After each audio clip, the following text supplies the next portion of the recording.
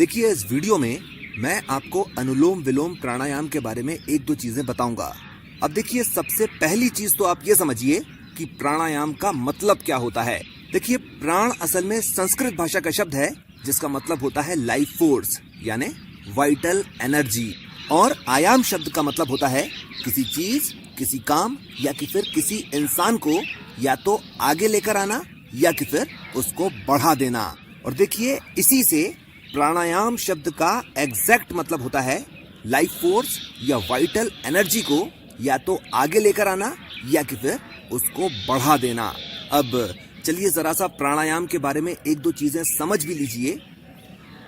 देखिए कोई सा भी प्राणायाम हो उसमें 4 स्टेप्स होते ही हैं, जिसमें से सबसे पहला स्टेप होता है पूरक। और पूरक में असल में यह किया जाता है कि हम अपने पेट को ढीला छोड़ते हुए डायफ्राम से धीरे धीरे और गहराई तक सांस को अंदर खींचते हैं। दूसरा स्टेप होता है कुंभक, और कुंभक में असल में यह किया जाता है कि खींची हुई सांस को जितनी देर तक आराम से अंदर रोक कर रखा जा सकता है उतनी देर तक उसे अंदर रोक कर रखते हैं। तीसरा स्टेप होता है रेचक, और रेचक में खींची हुई सांस को धीरे धीरे और पूरी तरह से बाहर की तरफ छोड़ देते हैं। और चौथा स्टेप जो होता है उसे कहते हैं बाह्य कुंभक, और इसमें सांस को पूरी तरह से बाहर छोड़ने के बाद जितनी देर तक आराम से बिना सांस लिए रहा जा सकता है उतनी देर तक सांस को अंदर नहीं खींचते। अब आ जाइए अनुलोम विलोम पर। और देखिए अनुलोम विलोम में असल में यह किया जाता है कि एक नोस्ट्रिल से सांस अंदर खींची जाती है और दूसरे नोस्ट्रिल से सांस बाहर छोड़ी जाती है। फिर दूसरे नोस्ट्रिल से सांस अंदर खींची जाती है और पहले नोस्ट्रिल से सांस बाहर छोड़ी जाती है। और इस चीज को कंट्रोल करने के लिए कि कौन सी नोस्ट्रिल से सांस अंदर जाए, इसके लिए एक नोस्ट्रिल पर अंगूठे का और दूसरे नोस्ट्रिल पर कनिष्ठा और अनामिका का इस्तेमाल किया जाता है। और जितनी देर सांस अंदर की तरफ रुकती है उसे कुंभक, और जितनी देर सांस बाहर की तरफ रुकती है उसको बाह्य कुंभक मान लिया जाता है। अब चलिए जरा सा ये भी समझ लीजिए कि अनुलोम विलोम करने से फायदा क्यों होता है और कैसे होता है। देखिए अगर आप अपनी सांसों पर ध्यान देंगे तो आप इस चीज को महसूस कर सकते हैं कि एक समय में आपकी एक नोस्ट्रिल दूसरी नोस्ट्रिल से ज्यादा चल रही होती है, यानी आपकी एक नोस्ट्रिल से थोड़ी सी ज्यादा सांस आ रही होती है और दूसरी नोस्ट्रिल से बहुत ही कम सांस आ रही होती है। अब देखिए जो हेल्दी बंदा जो होता है उसके साथ ये होता है कि एक समय में उसकी एक नोस्ट्रिल ज्यादा चल रही होती है और उसके 3 घंटे के बाद उसकी दूसरी नोस्ट्रिल ज्यादा चलने लगती है, और ऐसा ही पूरे दिन होता रहता है। ये हो गई एक चीज। दूसरी चीज आप ये समझिए कि हमारा दिमाग जो होता है ये 2 हेमिस्फीयर्स में बटा हुआ होता है, जिसमें से एक होता है लेफ्ट हेमिस्फीयर और दूसरा होता है राइट हेमिस्फीयर। अब ये जो दिमाग का लेफ्ट हेमिस्फीयर जो होता है ये दिमाग के कामों को दिमाग से करता है, और ये जो दिमाग का राइट हेमिस्फीयर जो होता है ये दिमाग के कामों को दिल से करता है। इसका क्या मतलब हुआ?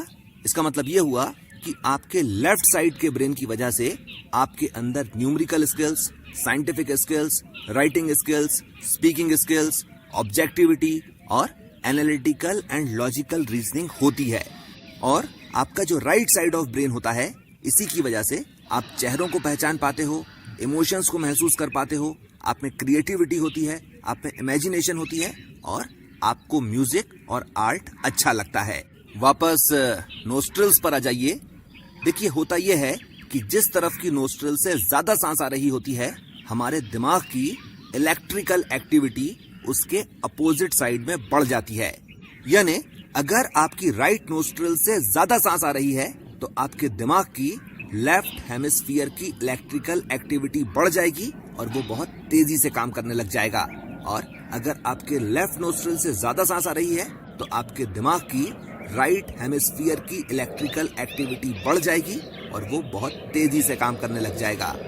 और देखिए इसी वजह से जब आप अनुलोम विलोम करते हो तो क्योंकि आप अपनी दोनों नोस्ट्रिल से एक के बाद एक पूरी सांस खींचते हो और पूरी सांस छोड़ते हो तो आपके दिमाग के दोनों हेमिस्फीयर्स की इलेक्ट्रिकल एक्टिविटी बढ़ जाती है, जिसकी वजह से आपका दिमाग बहुत ही ज्यादा एफिशिएंटली काम करना शुरू कर देता है। इसके अलावा अनुलोम विलोम करने का सबसे बड़ा फायदा ये होता है कि इससे आपका कंसंट्रेशन बहुत ही ज्यादा बढ़ जाता है, जिसकी वजह से चीजों को याद करना और चीजों को याद रखना बहुत ही ज्यादा आसान हो जाता है। और देखिए, इसी वजह से वो लोग जिन्हें हमेशा थकान रहती है या आलस आता रहता है या किसी काम को करने में मन नहीं लगता या अगर डिप्रेशन की परेशानी रहती है तो उन्हें अनुलोम विलोम जरूर करना चाहिए। अब सवाल ये उठता है कि अनुलोम विलोम करने से डिप्रेशन की परेशानी कैसे दूर हो सकती है, और इस चीज को समझने के लिए आप सबसे पहले इस चीज को समझिए कि हमारी जो राइट नोस्ट्रल होती है इसे पिंगला कहा जाता है, जो हमारे शरीर में गर्मी पैदा करती है और इसीलिए इसे सूर्य नाड़ी भी कहते हैं। और जो हमारी लेफ्ट नोस्ट्रल जो होती है इसे ईडा कहा जाता है और ये हमारे शरीर में ठंडक पैदा करती है और इसीलिए इसे चंद्र नाड़ी भी कहा जाता है। होता यह है, और देखिए इस चीज को बहुत ध्यान से सुनिए, होता यह है कि वो लोग जिनके दिमाग में आमतौर पर निगेटिव थॉट्स ही आती रहती हैं, डिप्रेशन में रहते हैं, ये आमतौर पर ये सोचते रहते हैं कि मैं तो जान दे दूंगा। आप अगर उनमें से हैं तो आप इस चीज पर जरा ध्यान देकर देख लीजिए कि आमतौर पर आपकी बाईं नाक ही ज्यादा चलती होगी। अब जब आप अनुलोम विलोम करते हो तो क्योंकि आप अपनी दोनों नोस्ट्रल्स को एक्टिवली यूटिलाइज करते हो, सभी तरह की निगेटिव थॉट्स, डिप्रेशन और सुसाइडल टेंडेंसीज 1 महीने के अंदर अंदर कम होना शुरू हो जाती हैं और 3 महीने के अंदर अंदर जड़ से खत्म हो जाती हैं। इस चीज को भी समझिए कि अनुलोम विलोम करने से दिमाग के दोनों हेमिस्फीयर बैलेंस हो जाते हैं और जब ये दोनों बैलेंस हो जाते हैं तो फिर सेंट्रल चैनल, जिसे सुषुम्ना नाड़ी कहते हैं, वो जागृत हो जाता है। जिसके वैसे तो बहुत सारे फायदे होते हैं, पर 4 सबसे बड़े फायदे ये होते हैं कि एक तो पेशेंस यानी धीरज बहुत ज्यादा बढ़ जाता है। दूसरा फायदा ये होता है कि इंसान की रिजोल्यूटनेस बढ़ जाती है। रिजोल्यूटनेस यानी जो ठान लिया वो कर दिखाएंगे। तीसरा फायदा ये होता है कि इंसान की डिसीजन मेकिंग एबिलिटी यानी सिचुएशन के हिसाब से तेजी के साथ और एकदम सही डिसीजन लेने की काबिलियत बहुत ही ज्यादा बढ़ जाती है। और चौथा फायदा ये होता है कि इंसान की क्रिएटिविटी यानी रचनात्मकता बहुत ही ज्यादा बढ़ जाती है। इसके अलावा अनुलोम विलोम करने का दूसरा सबसे बड़ा फायदा ये होता है कि इससे आपके दिमाग के सभी एनर्जी चैनल्स जो हैं वो प्यूरिफाई भी हो जाते हैं और रिचार्ज भी हो जाते हैं, जिसकी वजह से आपका पूरा नर्वस सिस्टम बहुत ही ज्यादा ताकतवर हो जाता है। पर देखिए, ये तो अनुलोम विलोम का एक बहुत ही छोटा सा फायदा मैंने आपको बताया है। वो लोग जिन्हें लकवा मार गया है, अगर वो अनुलोम विलोम करना शुरू कर दें, यानी जिस हालत में है उसी हालत में, पर जितनी देर तक कर सकते हैं उतनी देर तक अगर वो अनुलोम विलोम करते रहें तो 6 महीने से लेकर 1 साल के अंदर अंदर वो चलना फिरना शुरू कर देंगे। अब चलिए यहाँ पर एक चीज भी आपको मैं बता देता हूँ। देखिए, मेरे मौसा जी जो हैं उन्हें लकवा मार गया था और 3-4 महीने सभी जगह से निराश होने के बाद वो किसी सिद्ध से मिले, जिन्होंने उनको ये बताया कि आप अनुलोम विलोम करिए, और 9 महीने के अंदर अंदर उन्होंने सहारा ले लेकर चलना शुरू कर दिया और उसके 4 या 5 महीने के बाद वो पूरे सही तरह से चलने लग गए थे। अगर मैं इसे अपने शब्दों में कहूं तो मैं ये कहूंगा कि अनुलोम विलोम करने से सुकून हासिल हो जाता है। और देखिए, अनुलोम विलोम के इन्हीं फायदों की वजह से स्वामी विवेकानंद जी ने भी जिस एक प्राणायाम को करने के ऊपर खास तौर पर जोर दिया है वो है अनुलोम विलोम।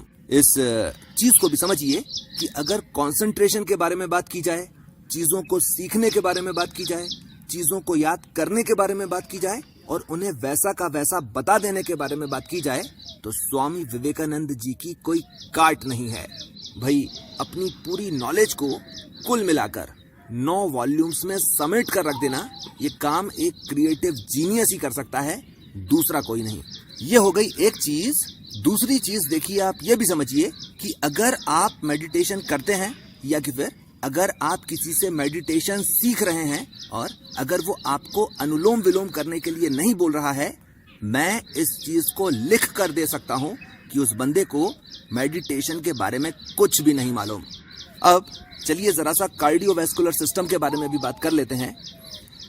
देखिए, अगर आपका दिल कमजोर है, हार्ट में ब्लॉकेज है, हाई ब्लड प्रेशर की परेशानी है या कि फिर लो ब्लड प्रेशर की परेशानी है, आप केवल अनुलोम विलोम करना शुरू कर दीजिए और धीरे धीरे कर कर न केवल आपकी सभी परेशानियां खत्म हो जाएंगी, बल्कि आपके हार्ट के काम करने की ताकत भी कई गुना ज्यादा बढ़ जाएगी। अब आ जाइए रेस्पिरेटरी सिस्टम पर और देखिए, अगर आपको अस्थमा की परेशानी है, साइनस की परेशानी है या कि फिर किसी भी तरह की एलर्जी है, आप केवल अनुलोम विलोम करना शुरू कर दीजिए और आपकी जितनी भी दवाइयां लगती हैं सब की सब धीरे धीरे कर कर खत्म हो जाएंगी।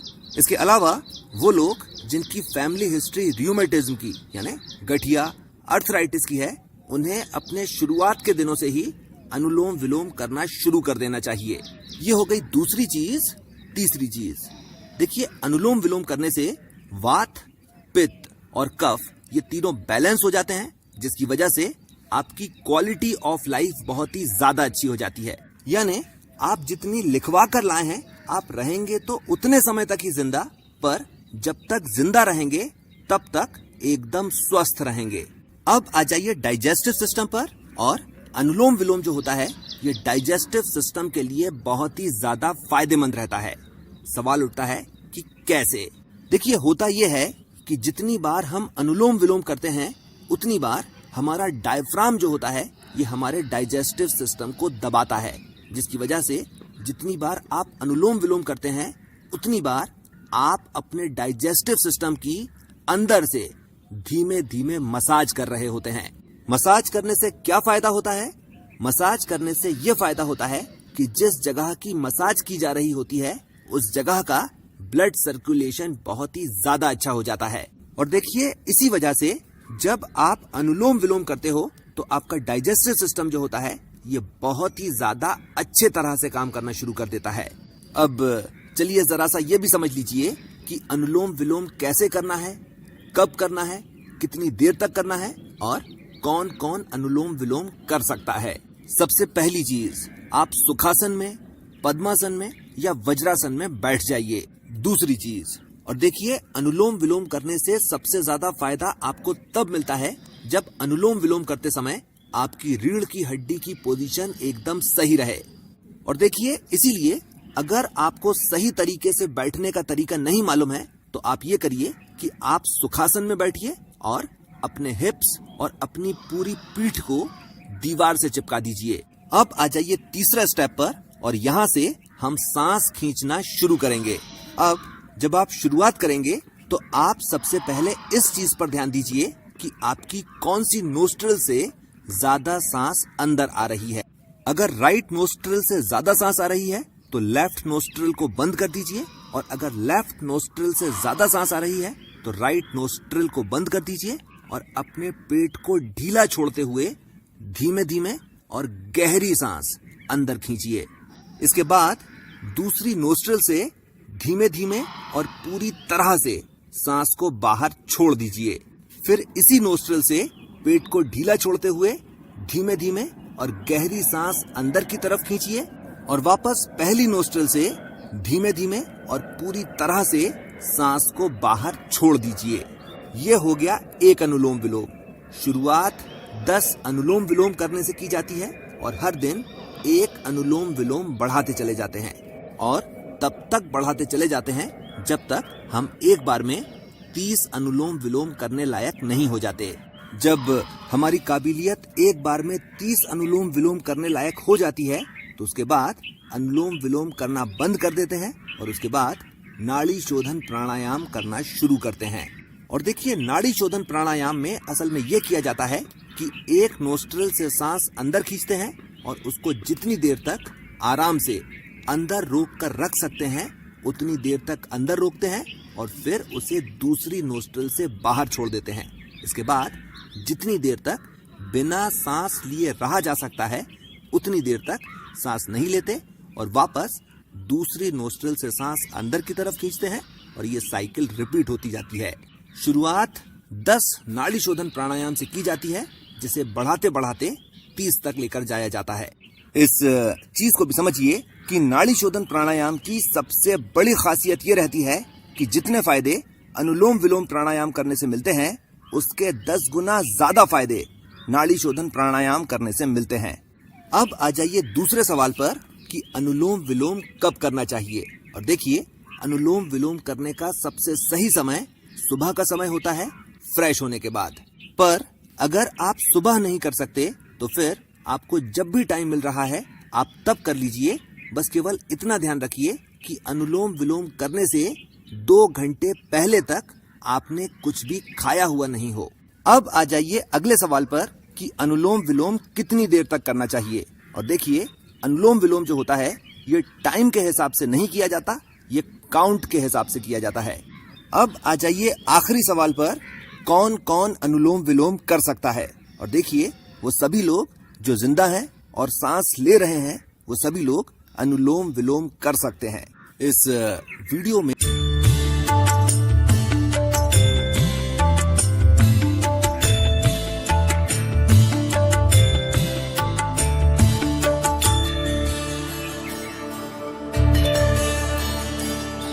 नारायणं भजे नारायणं लक्ष्मीनारायणं भजे नारायणं नारायणं भजे नारायणं लक्ष्मीनारायणं भजे नारायणं नारायणं भजे नारायणं लक्ष्मीनारायणं भजे नारायणं नारायणं भजे नारायणं लक्ष्मीनारायणं भजे नारायणं नारायणं भजे नारायणं लक्ष्मीनारायणं भजे नारायणं नारायणं भजे नारायणं लक्ष्मीनारायणं भजे नारायणं